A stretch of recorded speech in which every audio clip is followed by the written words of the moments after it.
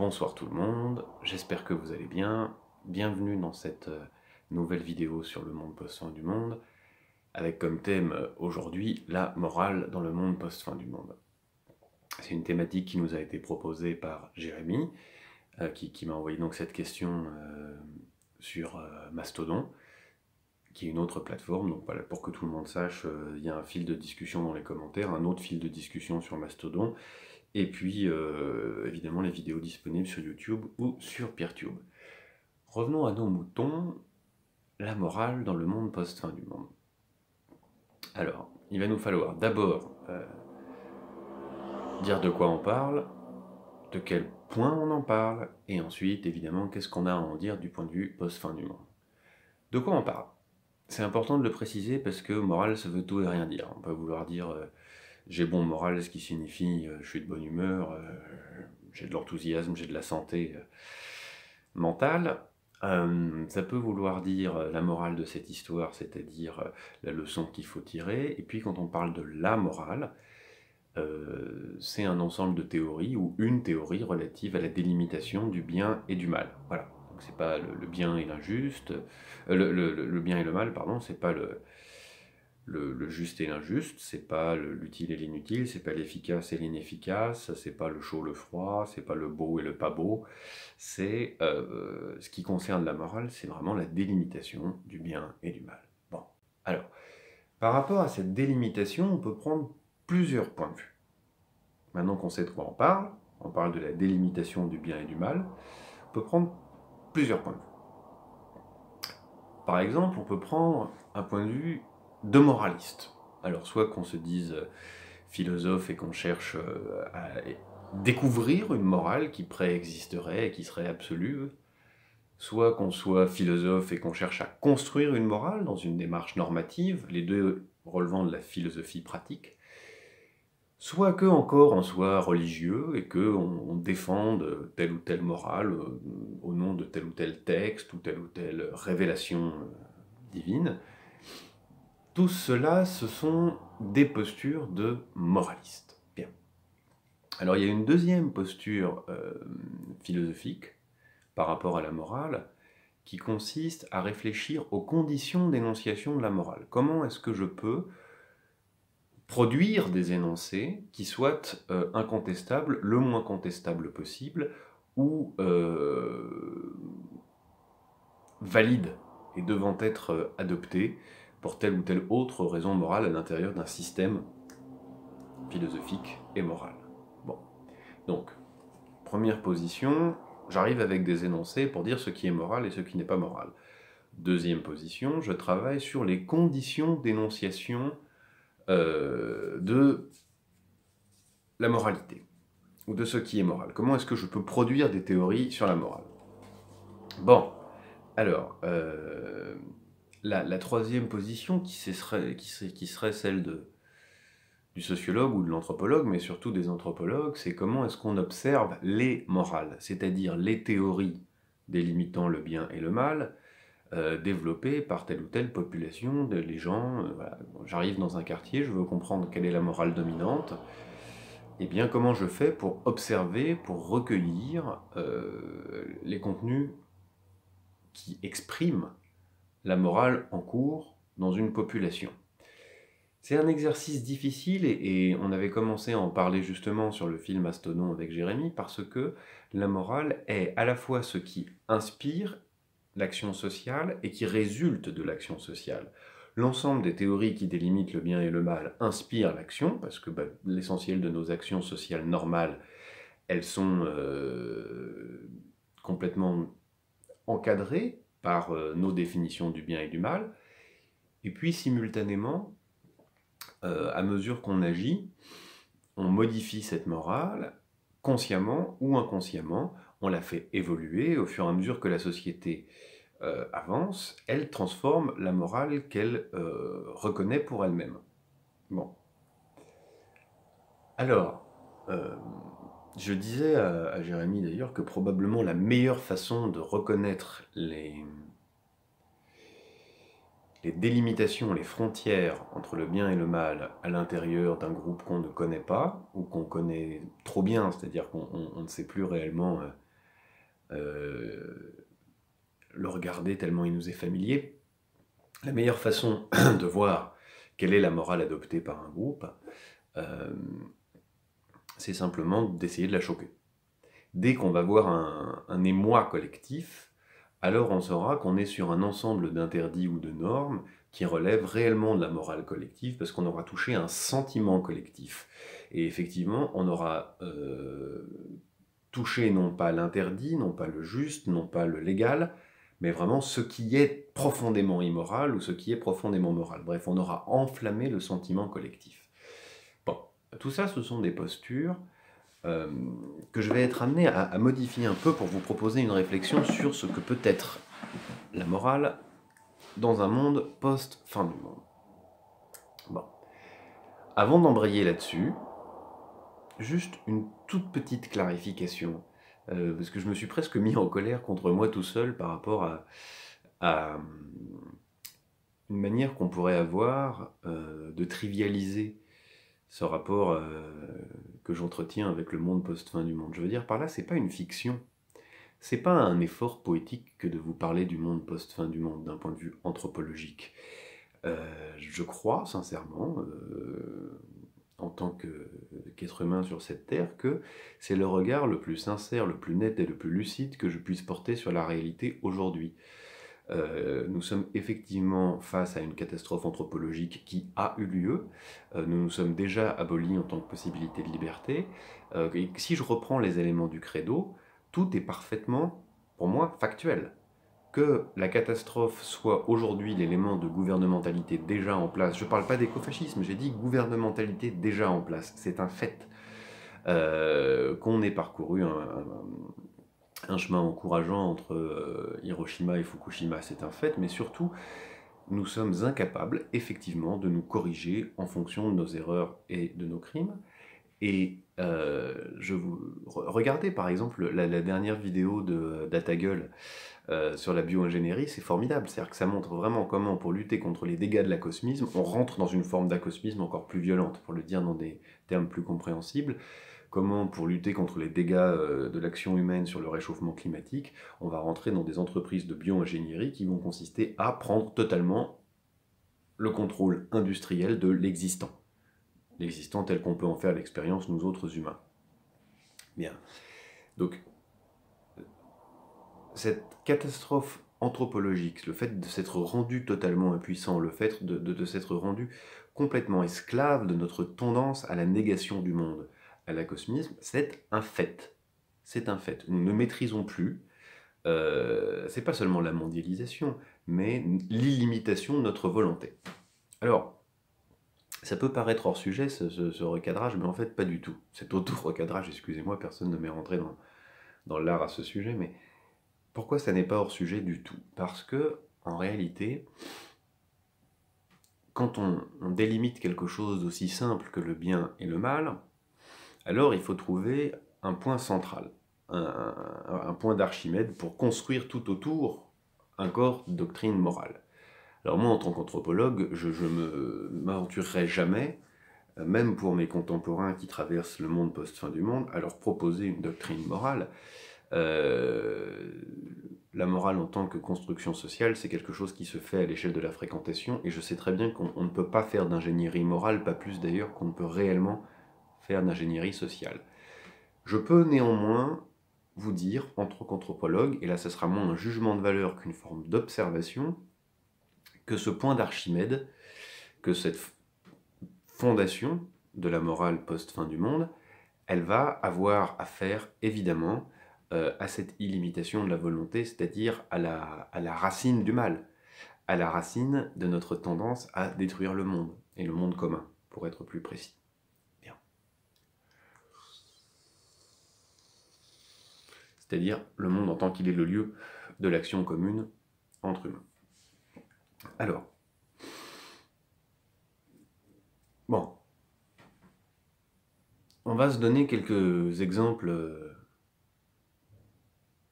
de fondation de corps de morale. Si vous prenez les 10 commandements, c'est la fondation à travers une intervention divine d'un corps de morale. Évidemment, ce corps de morale n'a cessé d'évoluer au fur et à mesure que les sociétés chrétiennes ont évolué par ailleurs, mais néanmoins, vous voyez bien comment ici, on a un genre de point à partir duquel on construit. Voilà. Tu ne tueras point, à partir de ça, on construit.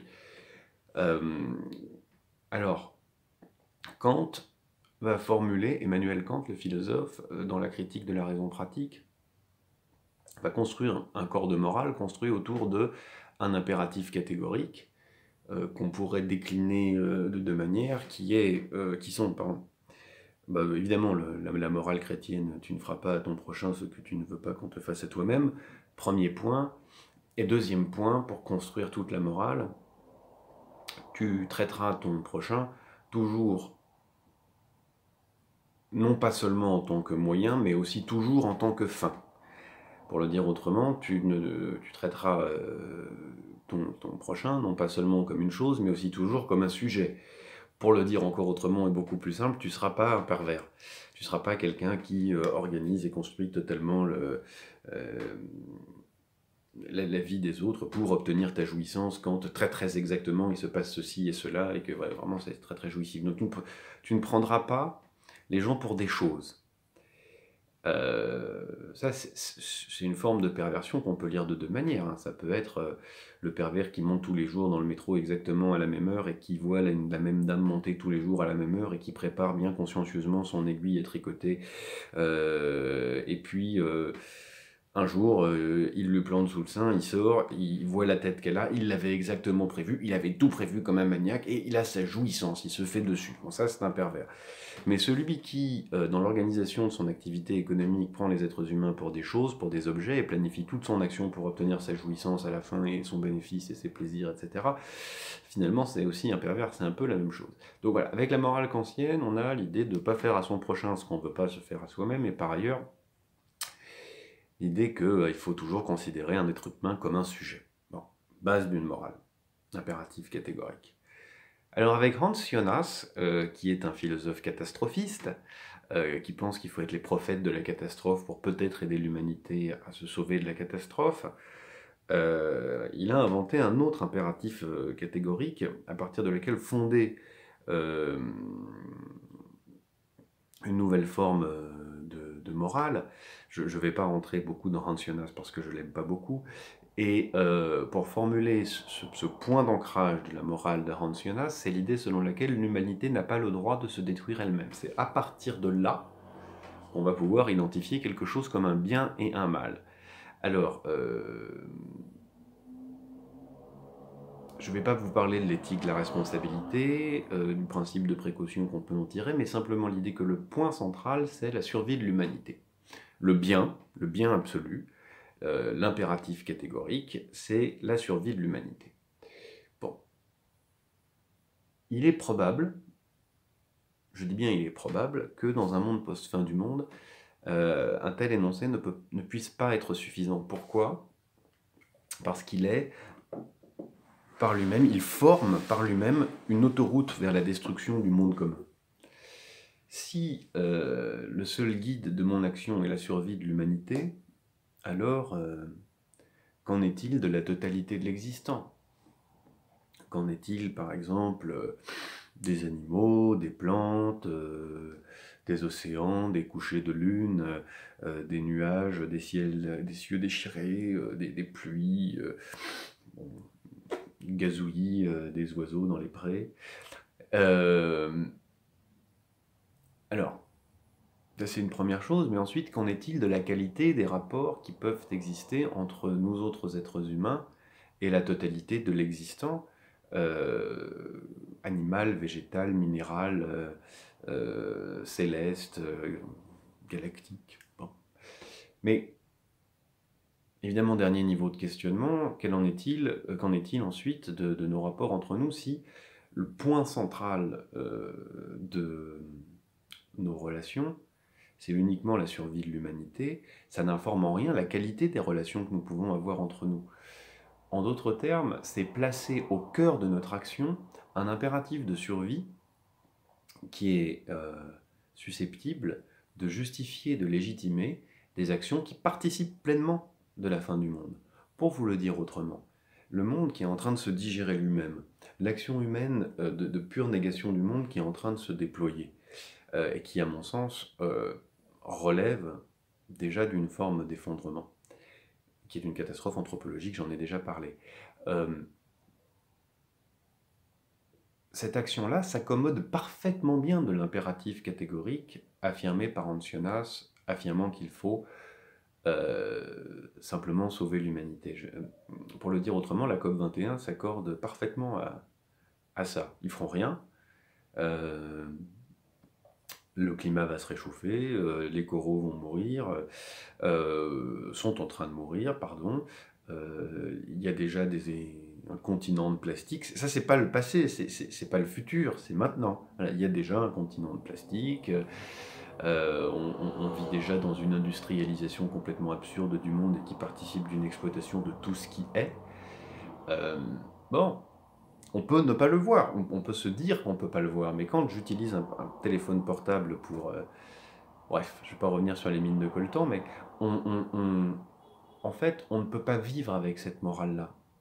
Elle admet tout à fait que une partie de l'humanité en exploite une autre, elle admet tout à fait que... je ne sais pas comment vous dire ça simplement et assez violemment pour que chacun l'entende, mais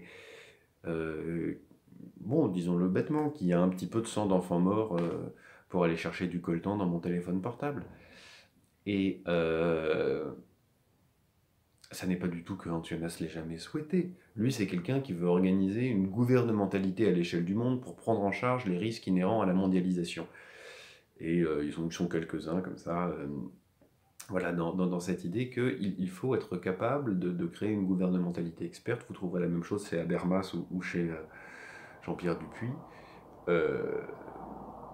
Une gouvernementalité experte apte à prendre en charge les risques inhérents à la mondialisation. Il ne s'agit plus de stopper la mondialisation qu'on considère comme un tsunami, mais de créer une espèce de politique transcendante, experte, qui échappe au régime normal du politique et qui soit habilitée à l'échelle de la planète à en quelque sorte prendre les clés du camion, transformer la planète en camion dont on assure la sûreté et la sécurité.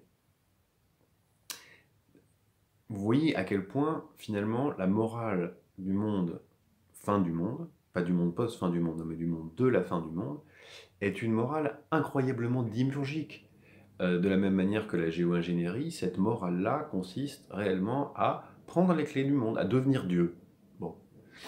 Il me semble que c'est une expression on ne peut plus claire de la tendance humaine à avoir une volonté illimitée, qui est à mon sens la source et l'origine de la fin du monde. Bien, alors, on revient à nos moutons.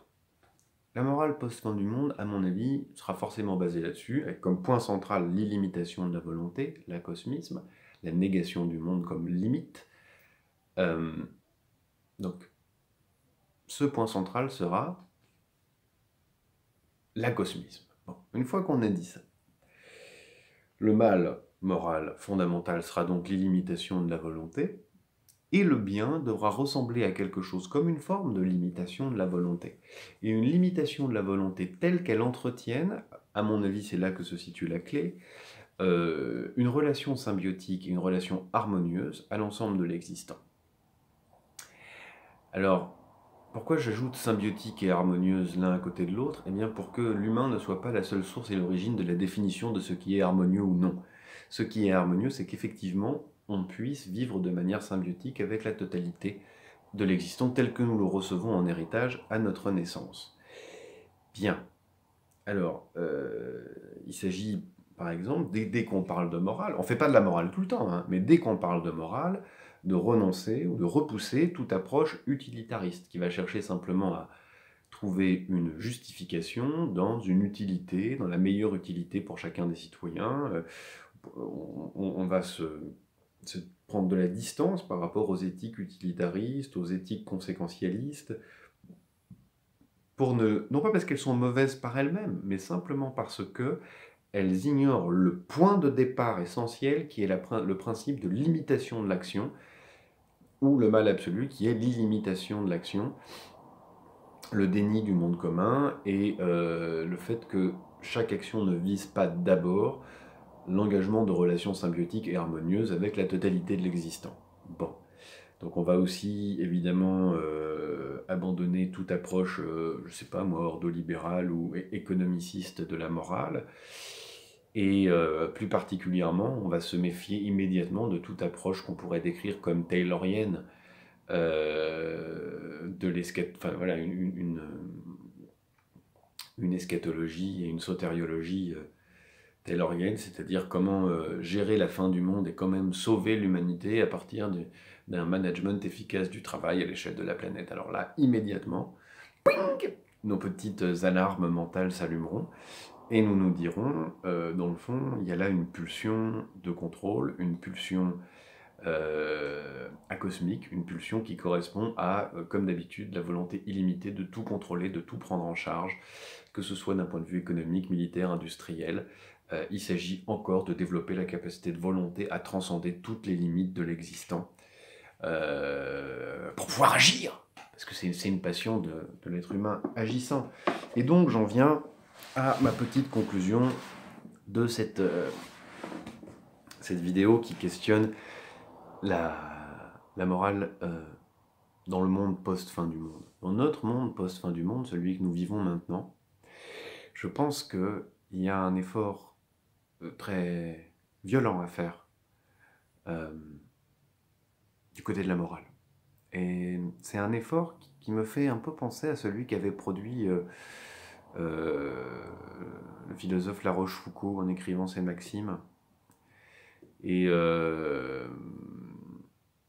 les maximes de La Rochefoucauld sont essentiellement orientées contre un ennemi qui est l'amour-propre. Bon, je n'ai pas du tout envie de vous proposer une morale qui s'attaque à l'amour-propre, mais il y a un amour-propre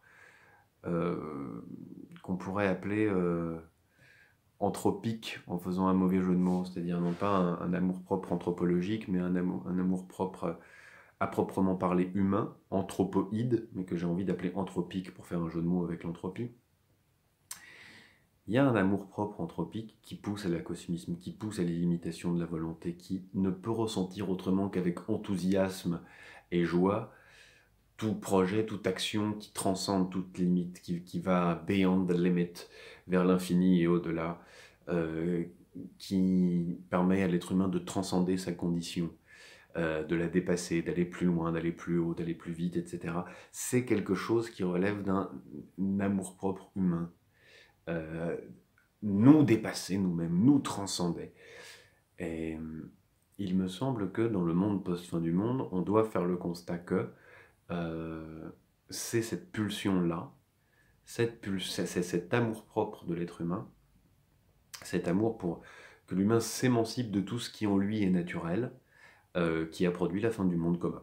Voilà, c'est aussi simple que ça. Il me semble que le péché originel, c'est pas du tout Adam et Ève, hein, en ce qui concerne le monde post-fin du monde, le péché originel, c'est le point de départ pour fonder une morale qui soit claire et immédiatement accessible. C'est cette illimitation de l'orgueil, cette illimitation de l'action, cette illimitation, précisément ce refus de toute limitation naturelle de l'action humaine. Donc c'est ce que je vous propose d'appeler, dans le fond, j'espère qu'il restera quelqu'un à cette fin de vidéo pour l'entendre, l'amour-propre anthropique. Voilà, l'amour-propre anthropique. Et une fois qu'on a synthétisé de manière relativement simple cette notion, je pense qu'on peut voir apparaître cela dans de nombreuses entreprises, qu'elles soient industrielles, économiques, mais même écolo parfois, hein. Et voilà, comme si en refusant son sort, l'humain refusait le monde humain et refusait de faire monde commun avec la totalité de l'existant, en essayant toujours de s'émanciper de ses limites. Et vous voyez comme c'est difficile de prendre ça en grippe, hein. Essayer de s'émanciper, voilà, on se dit immédiatement que c'est formidable.